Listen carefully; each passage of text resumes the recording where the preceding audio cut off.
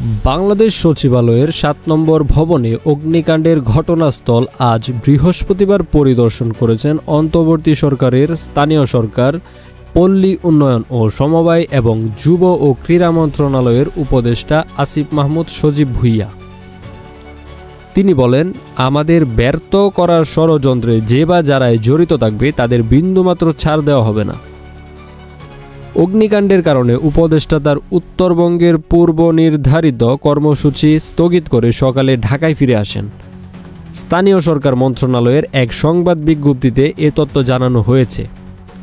বিজ্ঞপ্তিতে বলা হয়, স্থানীয় সরকার, পল্লী ও সমবায় মন্ত্রণালয়ের দুর্নীতি ও অর্থ লুটপাটের বিষয়ে তদন্ত চলছিল। ইতোমধ্যে কয়েক হাজার কোটি টাকা লুটপাটের প্রমাণও পাওয়া গেছে। এ ঘটনায় ক্ষয়ক্ষতির পরিমাণ এবং আগুনের সূত্রপাত নির্ধারণে মন্ত্রণালয় ভিত্তিক তদন্ত কমিটি গঠনের নির্দেশ দিয়েছেন উপদেষ্টা। ফায়ার সার্ভিসের তথ্য অনুযায়ী বুধবার রাত 1:52 আগুন লাগার খবর পাওয়া যায়। রাত 1:54 ঘটনাস্থলে পৌঁছে কাজ শুরু করে ফায়ার সার্ভিসের সদস্যরা। প্রথমে 8টি ইউনিট কাজ শুরু করে পরে ইউনিটের সংখ্যা বাড়িয়ে 19টি করা হয়। সকাল 8:05 আগুন নিয়ন্ত্রণে আসে এবং দুপুর 11:45 পুরোপুরি নিভিয়ে ফেলা হয়।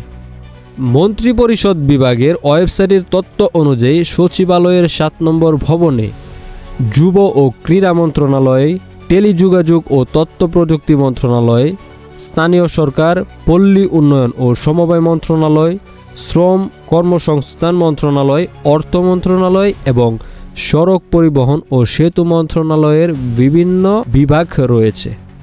মোহাম্মদ রাকিব, নিউজ নগর।